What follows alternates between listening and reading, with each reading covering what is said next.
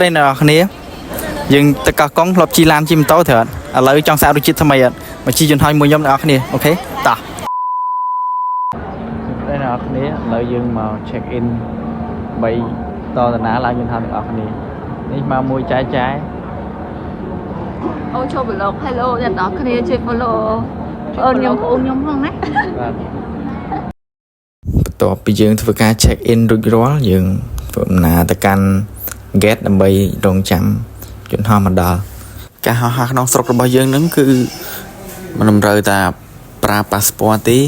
គឺយើងអាចប្រើតសញ្ញាណបានក៏បានដើម្បី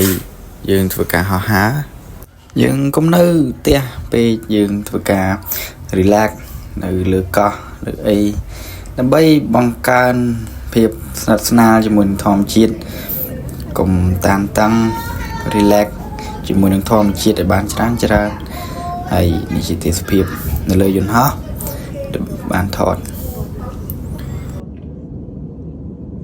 A few moments later ឥឡូវយើងដល់ពលានតារាសាគរហើយចុះចូលនៅពលានតារាសាគរតាមក្នុងមិនមកអង្គយូរយើងមកដល់លើកោះហើយជិះតាមផ្លូវនៅក្នុងភូមិគឺមានអ្នកលក់ដូរច្រើនហើយយើងតតាណាទៅលេងអណ្ដូងបុរាណដែលបន្សល់ទុកពីសម័យបុរាណមកសួស្តីអ្នកគ្នាឥឡូវយើងមកដល់អណ្ដូងបុរាណហើយ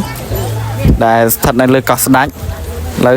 ជួបគាត់ឲ្យគាត់និយាយពីប្រវត្តិអណ្ដូងនឹងមានសួរចាមានសួរអណ្ដូងហ្នឹងមានប្រវត្តិមិនដែរអានេះគឺជាការនិយាយតគ្នាណាពីមាត់មួយទៅមាត់មួយហើយអញ្ចឹងតាក់ទងជាមួយនឹងដងនេះកាលពីជំនាន់មុនយើងនិយាយថាជំនាន់មុនចាគឺខាងថាព្រះមហាក្សត្រចាព្រះមហាក្សត្រហ្នឹងគឺគាត់បោះយុទ្ធការចាគោបោះយុទ្ធការនៅកន្លែងហ្នឹងគឺគោលបំណងរបស់គាត់ដើម្បីឈប់ចតសំពៅរបស់គាត់ដែលគាត់ធ្វើដំណើរតាមផ្លូវទឹកណាហ្នឹងហើយចតសំពៅគាត់បោះយុទ្ធការហើយបោះហើយគឺវានៅជាប់នៅនឹងយុទ្ធការហ្នឹងណាពីមុនគឺជាប់នៅនឹងហ្មងតែដល់ពេលដែលគាត់ដកយុទ្ធការហ្នឹងចេញទៅកន្លែងហ្នឹងគឺវាចេញជាប្រភពទឹកសាបដែលអាចឲ្យប្រជាពលរដ្ឋប្រជាជននៅជំនាន់នោះគឺប្រើប្រាស់រហូតមកដល់ឥឡូវអញ្ចឹងហើយបានគេចាប់ផ្ដើមរៀបចំកន្លែងនេះធ្វើជាដងមួយសម្រាប់ឲ្យបងប្អូនដែលគាត់រស់នៅលើកោះហ្នឹងគឺគាត់មានទឹកសាបប្រើប្រាស់អញ្ចឹងណាហើយបន្ទាប់មកនៅពេលដែលយើងចាប់ផ្ដើមរៀងរីកចម្រើនយើងមានរីសតយើងមានអីចឹងទៅគឺគាត់ចាប់ផ្ដើមរដ្ឋាភិបាលគាត់ចាប់ផ្ដើមធ្វើអាទំនប់នៅខាងមុខដែលបងប្រាប់បងឯងមិនសមអីណាធ្វើទំនប់ហ្នឹងដើម្បីផ្គត់ផ្គង់មកបន្ថែមទៀតអញ្ចឹងកន្លែងនេះគឺចាត់ទុកជាដងបុរាណមួយតែប្រជាជនរបស់យើងគឺគាត់អាចយកទឹកហ្នឹងយកទៅប្រើប្រាស់បានជាប្រចាំថ្ងៃហើយដងហ្នឹង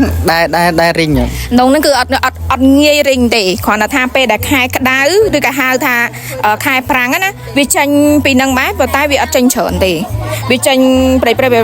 តាមអាប្រឡោះរបស់វាដែលអូនបានឃើញហ្នឹងណាហ្នឹងហើយវាចេញមកចឹងទៅប្រជាជនរបស់យើងគឺអាចដងប្រើប្រាស់បានគ្រាន់តែថាបើឲ្យជាការគ្រប់គ្រាន់ហ្មងពេលខ្លះគឺវាអត់គ្រប់គ្រាន់ទេក្នុងការប្រើប្រាស់អរគុណច្រើនអរគុណច្រើនចាបន្ទាប់ពីយើងចេញពីក្នុងភូមិកោះស្ដេចមកយើងបន្តដំណើរទៅលេងកោះស្មាច់មួយកន្លែងទៀតហើយទេសភាពទីនេះគឺអមទៅដោយកោះជុំវិញហើយមិនយូរប្រហែលក៏យើងធ្វើដំណើរទៅដល់កោះស្មាច់ហើយយើងបានធ្វើការកាប់ដូងទិញដូងញ៉ាំនៅលើកោះនេះសិតចូលក្នុងអានេះអ្នកនរគ្នានៅលើកោះស្មាច់យើងញ៉ាំដូងអែមខ្ញុំថានៅលើកោះអត់មានដូងលើដើមដូង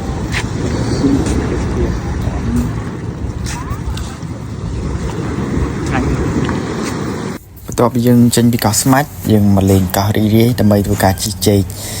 ហើយជិះចេកនេះគឺថាប្រឡឹងចង់សក់ហើយមើលទៅមុខទៅដឹងហើយគឺភ័យផងអផងអំភើផងថាបាញ់លេងហើយក្នុងទឹកសមុទ្រ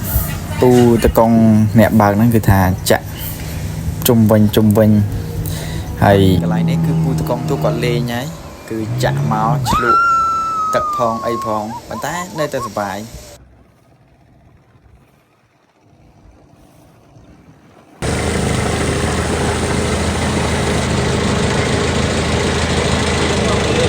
នេះដំណើរកំសាន្តយើងចប់ត្រឹមហ្នឹងអរគុណ คุณអ្នកនរគ្នាចង់បានវីដេអូថ្មីៗកុំភ្លេច like share ទាំងអស់គ្នាអូខេបាយ